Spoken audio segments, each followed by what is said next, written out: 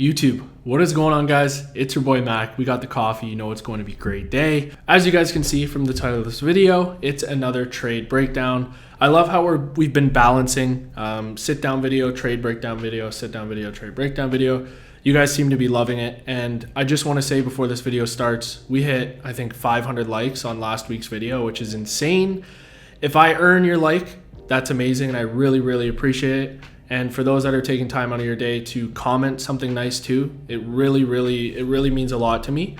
As you guys know, it does help the algorithm. So what I want you to do is watch the video, and if it's deserving of a like and comment, I really appreciate that. So without further ado, I'll see you on the charts, and let's get into it. What's up, guys? Nice to see you guys on the charts now. Let me know if you noticed anything different here. We got the black charts now. My eyes are thanking me. So I hope you guys enjoyed this, because I have been wanting to switch from white charts to black charts for so long. I know a lot of you guys like the white charts, and I did too, but my eyes hated me. I was straining my eyes so much, so I went from white to dark gray, to light gray to dark gray, and then now we're on black, and I absolutely love it. And you know, I'm not gonna blame the charts, but 100% win rate this week. So I don't know if it's due to the charts or what, but who knows? I think I'm gonna stick with it. So yeah, test the theory out yourself. But yeah, the trade was on USDCHF. As you guys probably guessed, I'm absolutely loving this pair. As you guys can tell from the previous trade breakdowns, it's been pretty much my go-to. I'm just going to break the trade down for you. It was a 1-3, ended up going a 1-5, 1-6 if I were to hold, but I was happy with my 1-3 target, and I closed it due to many different factors that I will cover in this video. But with that being said, let's jump into it. All right, everyone, so starting with the weekly time frame here, you can see that to the left over here, we had two relative equal lows, right? We had a ton of sell side liquidity over here. I had them marked out over here as equal weekly lows. You guys know I've talked about liquidity. We will usually take one and then look for opposing liquidity in the other direction. So I wasn't looking for longs on Swiss until we took out these weekly lows. I didn't want to be the liquidity. I wanted to wait until the liquidity was taken out of the market.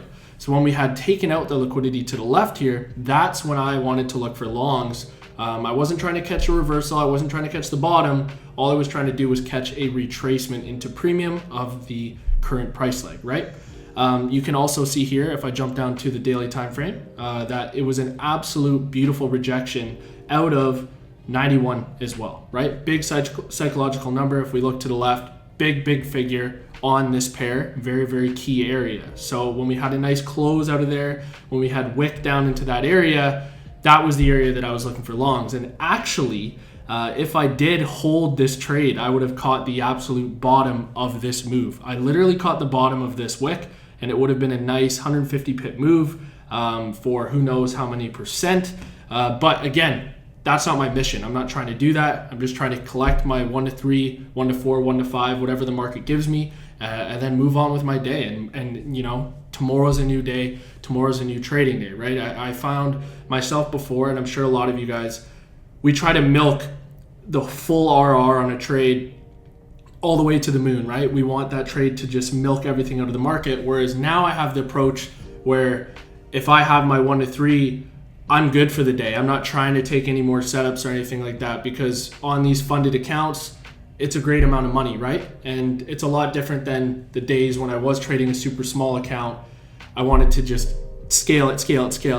I know a lot of you can relate to that. But now, moving into this year, I have the approach where I've tested all of last year with FX Replay. Shout out Matt. Tested all on FX Replay, and the amount of success I had with like 1-3s and 1-4s compared to my normal trying to get 1-6s, 1-5s, it was unbelievable. So I'm going to be sticking to that this year, my 1-3 target, even if it's a 1-2.5, and I think the market could potentially reverse on me due to it not breaking an area that I wanted it to break.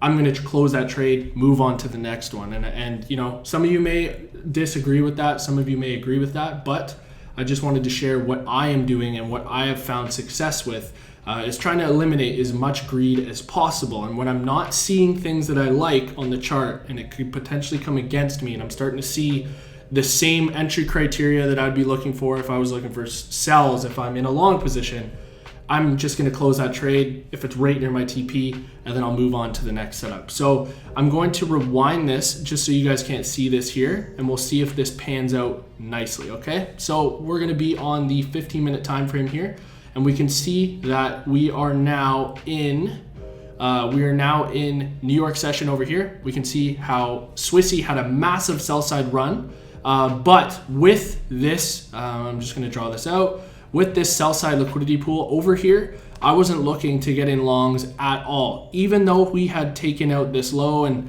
most of the time we will see a nice retracement, I wanted to see this higher time frame liquidity pool taken out of the market before I then look to take longs into a premium of the price leg. I'm going to draw out the price leg that I was targeting from this high all the way down to this low over here. Well, it would be down here. I'm only looking to take price up into anywhere within this area here because I know that we are bearish, and if we do get that retracement into premium, we'll most likely sell off again, right? I'm not anticipating a reversal. All I'm trying to do is anticipate a move higher, collect the bread, get out of the market, right? So I'm just going to fast forward this here for a second. We can see, boom, we have that move to the downside right here at around 9:30.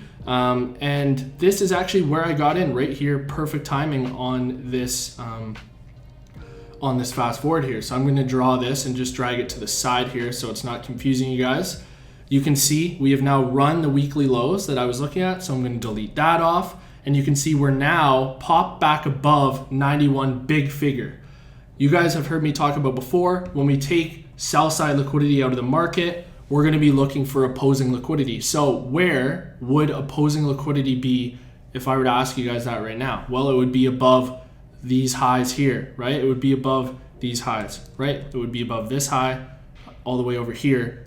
But I'm anticipating a run into at least this area, right? So when I have my buy side target, this is the target that I was looking for. I'm just going to mark this across like so. And let me just put buy side liquidity here, guys. Okay, we're also above New York session open, which is a very, very key area. And I'm going to show you guys where my entry was. So my entry was on the M3 time frame, and it was this imbalance right here. I actually got a worse fill on my MetaTrader, which, you know, took away a little bit of my RR, but I'm not complaining. But this was my entry on this M3. This thing didn't end up tagging me in until 970 price point. I tried to get in here at like 945. Ended up tagging me in here, which it is what it is, but this was the imbalance that I was looking to enter on, right? Right in between, if I zoom in here, guys, this fair value gap right here from this candle high to this candle low, and you can see that we had a breakage structure on the M3 time frame. So I'm just going to mark this out for 1 second for you guys. Whereas BOS, put this on the top, right? So we have a BOS. Why is that a BOS, you may ask? Because this candle low when it created a new low here, and we broke back above it energetically. I wasn't looking for anything sub 3 minute. You guys know me, M3 and M5 are my absolute lowest time frames. Usually I like them the most because you're not getting faked out or anything like that. Stop just had to be below this low.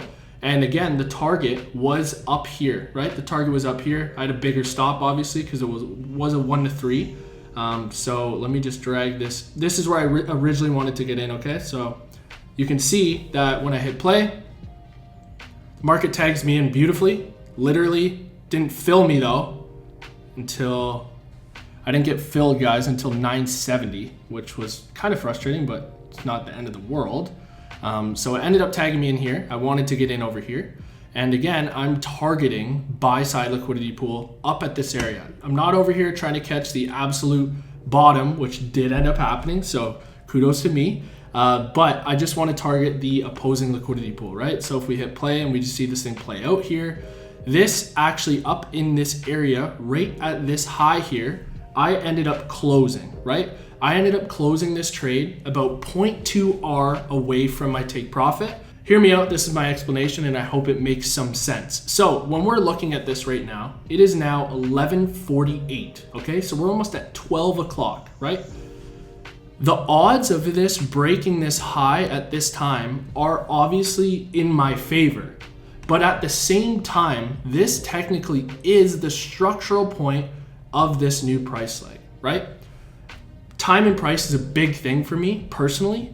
It's an ICT theory, so you guys can go look at time and price, but it is very crucial in how I trade. So even though I had like 0.3 R to go to my TP, for me, losing out on 2.8 or 2.9% to gain 0.3 wasn't worth it for me. So I closed here, even though it was literally 3 pips away from my TP.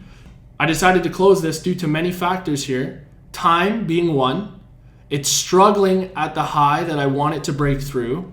And it started to build some trendline liquidity to the downside.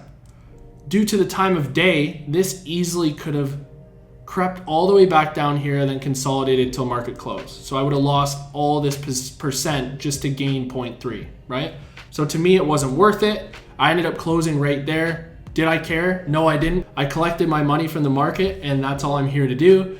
We hit play. We can see this thing ended up running right into a premium, right? You guys can see this ended up running right into a premium, and then we kind of consolidated for the rest of the session, right?